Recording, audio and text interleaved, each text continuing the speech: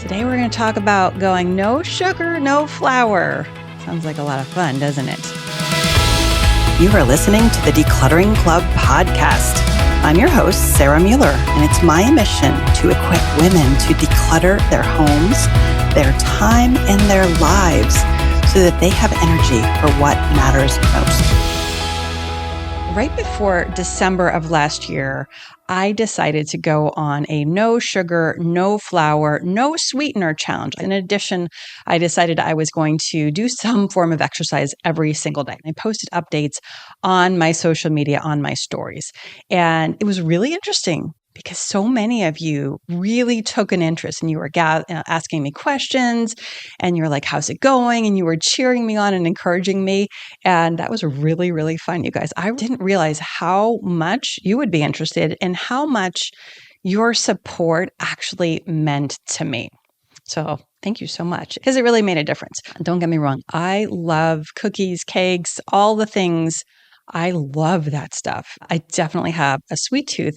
And so in the past, I probably would have gained a couple pounds over the holidays. That it was pretty normal for me. Now, I have been on a health journey probably over the past, 4, 5, 6 years where I've learned a lot about nutrition. I believe I have a great understanding of what kinds of foods are going to be good for my body and what kinds of foods are not so good. And I'm definitely not the kind of person who's like, I am never going to eat this again. Like that doesn't seem to work well for me. The end results were that I felt amazing. I felt really, really good. Even 1 week, 2 weeks, 3 weeks in, I felt great the whole month.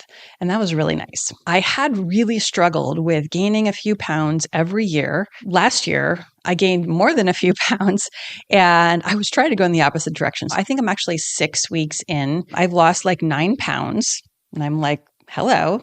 Okay, that's pretty fun. But I think more importantly for me, I have no drama around food anymore. Eating for me was definitely an emotional thing. If I was stressed out, I'd want to go get some pretzels or some crackers. Or if I saw cookies, I'd be like, ooh, I really want some cookies. Like, I'm not going to say I was a binge eater, but I definitely ate more than I wanted to. So it was something I didn't feel like I had control over. But this past month, I was not feeling great. I decided at the beginning, I'm not going to eat this stuff. So I didn't really have the question of should I or should I not? I had already committed to not. But I was wondering, like, why am I feeling like so kind of yuck? I'd lost a lot of the joy in my life. And turns out it was because I had decided I'm not going to enjoy these kinds of foods right now. And that was contributing a lot to my life when I took it away.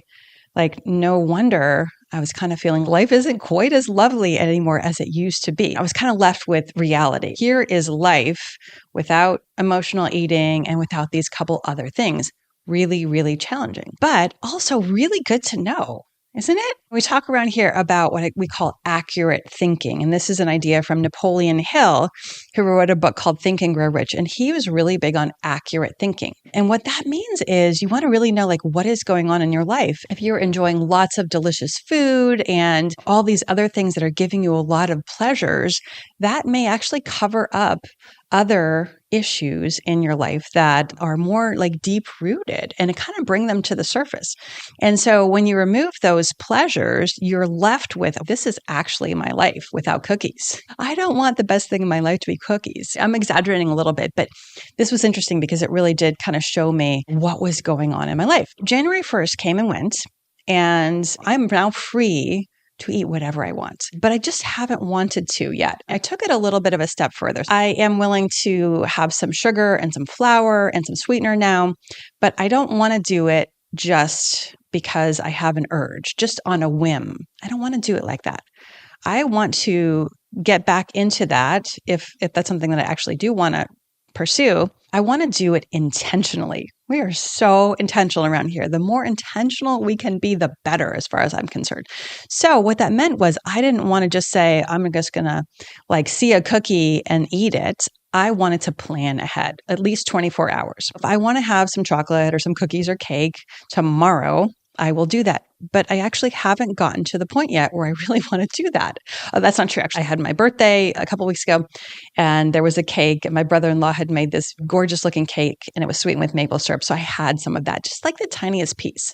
but it really didn't produce the kind of effect that it would have in the past, which was super interesting to me. Now, I have added a little bit of flour back into my diet. I haven't had like any bread or anything like that, but I have had some sauces that I made that had some flour in it. So it wasn't like 100%. I think I had tortellini one night. So I have had some of the things that I wouldn't have eaten last month, but in very, very small quantities. It just didn't have that emotional component that it would have for me in the past. So I find that really, really interesting. And I'm just super excited to keep going because I feel in control of my eating now in ways that I don't feel like I had before. That is huge. I don't want to be at the mercy of my moods. Now, it doesn't mean I don't have moods, because of course I do. Moods are part of being a human being. If we're never feeling stressed, then we're also never going to feel relaxed. If we're never feeling sad, then we're never going to feel joy. We need both. So I want to be experiencing the full range of human emotions. I'm pretty excited about this because I do want to lose about 30 more pounds. And I feel like this is like a no-brainer. I'm just going to keep doing what I have been doing. It's working really well. Maybe I'll have a cookie here and there if I feel like it, again, intentionally, or maybe not. But it's just become so much simpler for me than it had been in the past. And I think this is really the power of, number one, like making a decision. If you've done the OLAB challenge with us before, which stands for Organize Like a Boss, one of the things we talk about is constraint. And constraint, very simply, is a decision ahead of time. So for me, I decided on November, whatever it was, 29th, I wasn't going to eat sugar and flour and sweeteners. I made one decision, and then I have been using that decision every single day, more or less, since then. One decision and 1,000 actions taken based on that decision. So that is the power of constraint and decisions ahead of time. Instead of having to decide over and over and over and over again, I decided once. And it's 1,000,000 times easier, and you can use this in your life. So if you decide, I don't know, you're never going to sell anything again, or let's say you have a room you're trying to clear and you decide, we're not going to sell anything in this room. It's all going to go to donation. Now you have simplified the process immensely. So now you have more brain power left for the other things that you need to do. It's really, really effective. So that's just a little peek into my no sugar, no flour, no sweetener challenge. I'd love to hear, is this something that you have done in the past? Have you made a decision like that? Have you gone through a challenge? Did it work out? Did it not work out? What did you learn about it? Let me know if this is the kind of thing that you'd like to hear more about on the podcast. All right, everyone, I'll see you next time. That's all we have for you today. If you enjoyed this podcast, please leave us a review. It would really help us to get the word out. And if you'd like to continue your decluttering journey with us, find us on Facebook, Instagram, or YouTube at Decluttering Club, or on our website at thedeclutteringclub.com.